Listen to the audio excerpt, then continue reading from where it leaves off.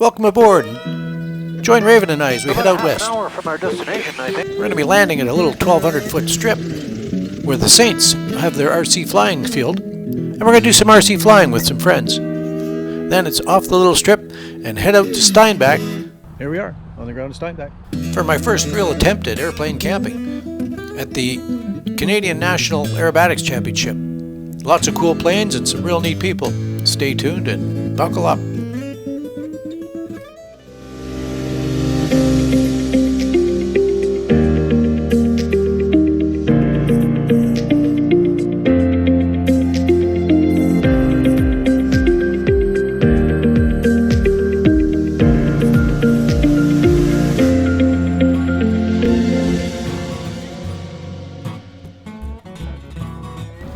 Well, hello everyone, and thanks for tuning in for another adventure with Raven. My first destination on this weekend's trip was to the 1,200-foot strip at Hunt's Roadhouse.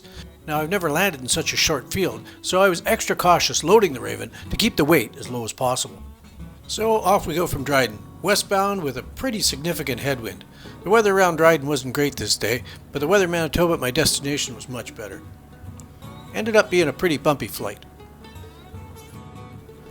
I used this takeoff to practice my short, soft field takeoff procedure, just because I knew I was going to be using it at that 1,200-foot strip that I was going to.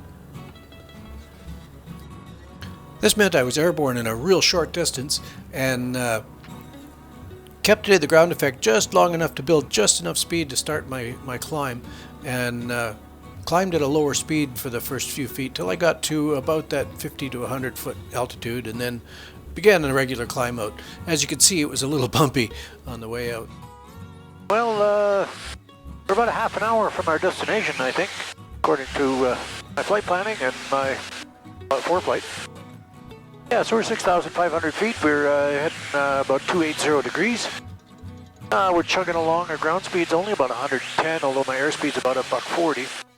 I'm bucking a bit of a headwind, which I kind of knew was going to happen anyways. All right, we're showing 23 miles back. We've descended down to just shy of 3,000 feet. And as you may have noticed, it's a little bumpier down here. My ground speed's come right up to 126, so that means the wind has died down, which is a good thing. Now, I got a little busy flying the airplane. I missed that first low and over, but we are in the circuit here at Hunt's Field. Hunt's Roadhouse Field. Looks like a nice little runway. And Hunt's Roadhouse traffic, north of Steinbach. Hotel Mike Bravo is turning final for 3-1 for sub. Now, Hunt's Field doesn't appear in the CFS, the Canadian Flight Supplement. It's a privately owned strip, but I had talked to the owner and got permission before landing.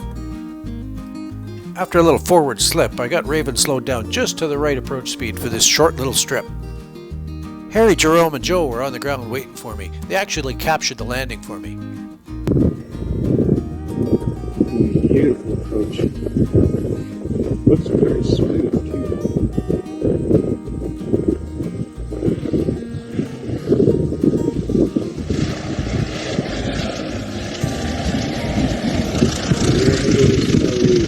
Beautiful.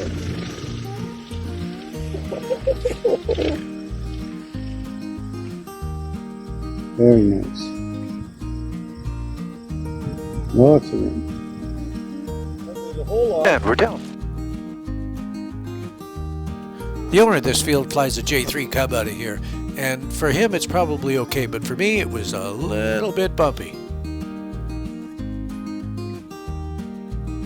Oh, I've never done that before. Yep, that was the first time I ever landed on a runway that short. 1,200 feet of grass. Time down was 12:25. Well, I'm glad I come in here solo because I used all the runway. Yeah, 1,200 feet of runway is pretty short, so I wanted to make sure I was as light as possible. So no passengers at this particular airstrip.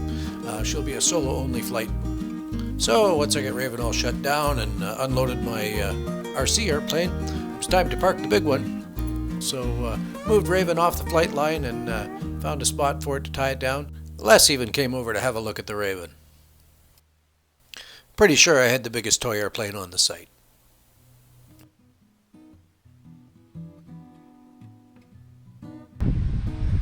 Here we are at the Saints Field. My A10's under repair over there too. Oh, and the Warthog. So I wonder who Steve is. That's my accommodations for tonight. Some of his airplanes. There's my airplane. The flight line. There's Randy. And this is the Saints Field. So Jerome and Harry had come up with Jerome's camper to spend a week up there flying model airplanes and having fun, so I thought it'd be a good excuse to come up there and come visit. So here's a tour of the flight line. The Bingo. Purple Beast. That thing's got a 50cc engine in it. Harry's Spitfire and his Mustang. Jerome's Corsair. The Fokker, the Comet, the Focke-Wulf, F-16, and a really nice F4 Phantom, the Clipped Wing Cub.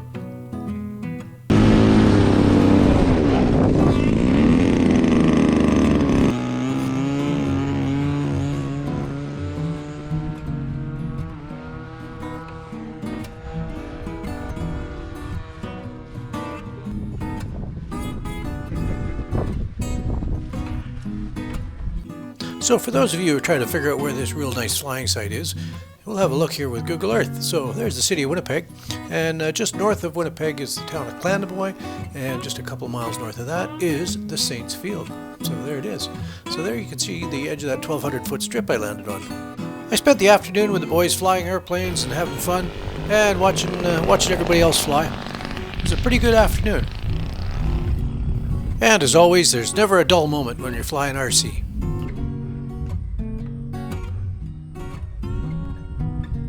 You lost a wheel!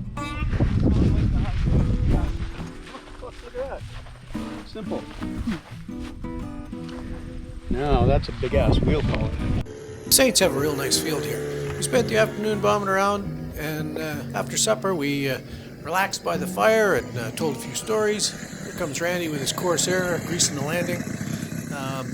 Nice smooth field for the warbirds. Yep, and then after supper it was time to kick back and relax. I behaved myself that night because I had to get up really early in the morning. I had to get into Steinbach before 7 a.m. before the NOTAM closed the airport. So I behaved myself that night and was up with the chickens in the morning. So here it is, bright and early, just a little bit after 6 o'clock in the morning, and I'm getting ready to roll. Just one slight little hiccup in my plan. The wind had switched around about 360 degrees from when I had landed, so instead of having a nice 10-knot headwind to take off on the nice smooth bit down by the model airplane field, it turns out I had to taxi all the way down to the bumpy end of the runway and use the bumpy part and hopefully clear that tree at the end of the runway.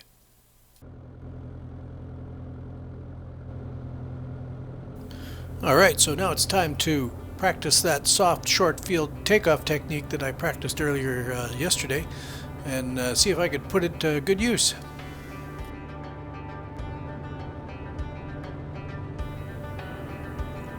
And here we go. Airspeed's alive and we are airborne. Keeping the ground effect, build up a little bit of speed, and we'll start our climb out. Joe even got up early in the morning and captured the takeoff for me.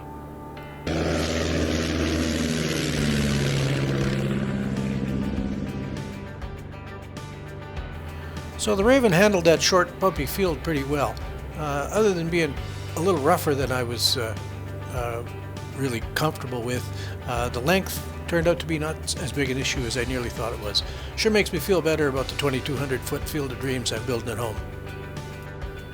And now we're going to head to Steinbach, get in there before the airfield's closed at 7 a.m. But first, hello and over to say goodbye to the guys.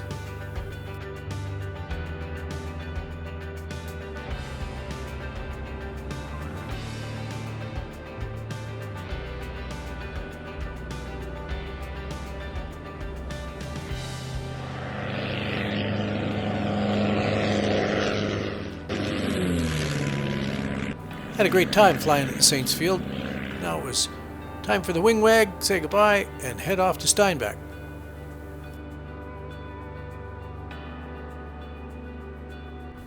The flight from Hunts up to Steinbach North only took a few minutes, and And this morning, being bright and early like this on a beautiful day, a little bit of a south breeze, but she was smooth as glass all the way in.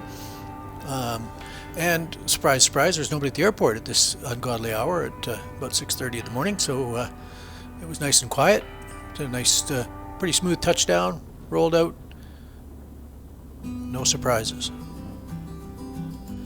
Funny thing is, it always seems like I do my nicest, smoothest landings when nobody's there, nobody's watching. Look at that, right down the center line, let the tail wheel down nice and easy. Beautiful landing.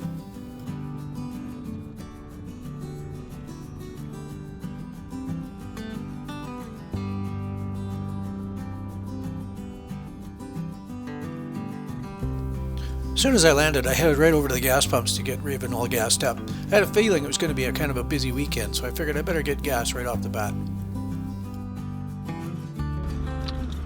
All right, we made it. Here we are on the ground in Steinbach. So, yep, interesting morning this morning.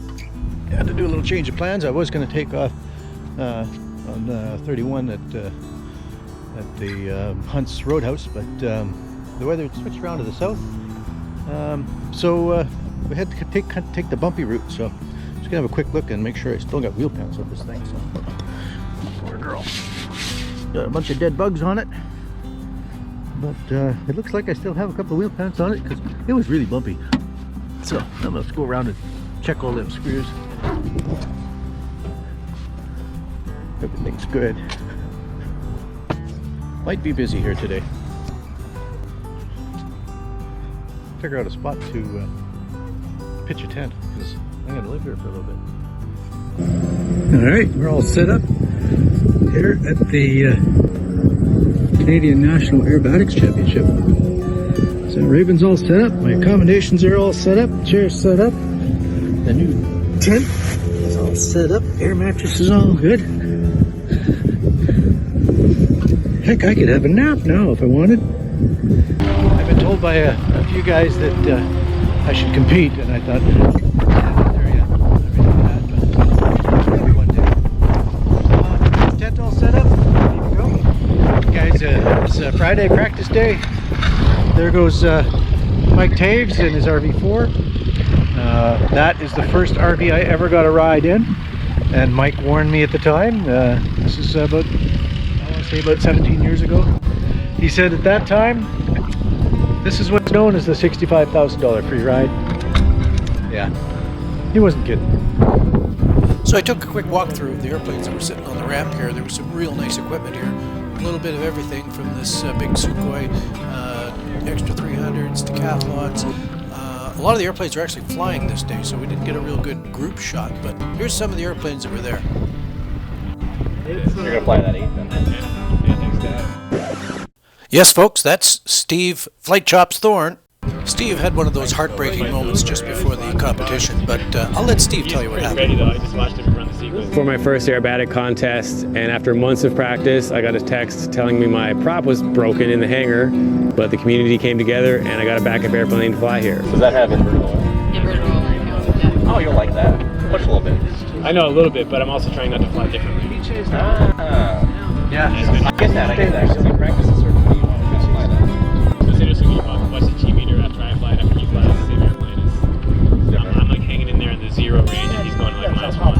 Yeah. And if we look at the G meter after Adam flies, we'll see that he typically pulls a whole negative G. This same airplane, same sequence, I'm hanging in there around 0.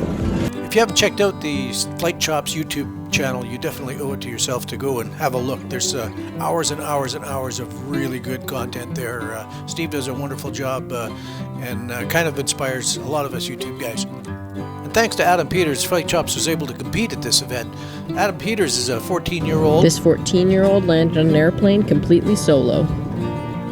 And an excellent pilot already. This is his second year competing. Here with Adam Peters. Adam's flying this Steinbach 8. What are you competing? What level are you competing? I'm competing in the sportsman level. Sportsman level. Yeah. That's kind of entry level.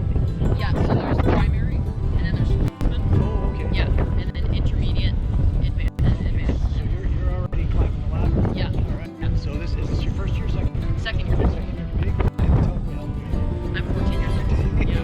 Yeah. So practice day today. The real fun starts tomorrow. Yeah. We start judging. So Friday practice has come and gone. Everybody's got their practice in that they could.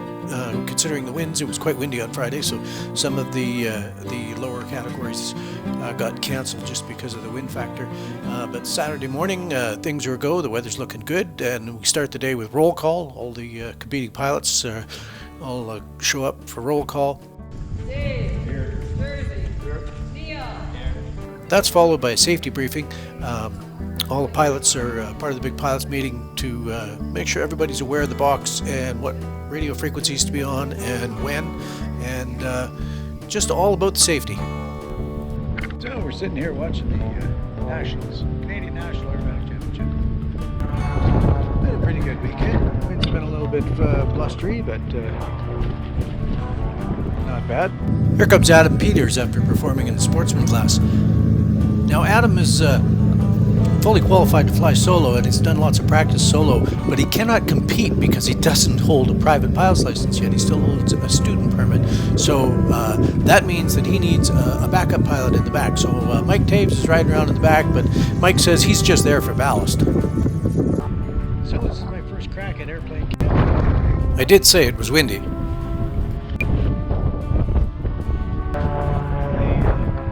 tent's holding up fine. Well, it seems the flying is mostly done. The judges have all gone back to the hangar. Not sure if they're done for the day or not, but they're getting awfully close to being done for the day. There's a good chance I'm going to walk across the street and see if I can't find something for supper. Adam Peters' RV8 is a really nice example. Beautiful aircraft with inverted oil and fuel. And thanks to Adam and his family, Steve Thorne was able to compete in the sportsman class and finish 6th overall. Adam, at the ripe old age of 14, competing for the first time in the sportsman, finished 8th overall. Not too shabby at all.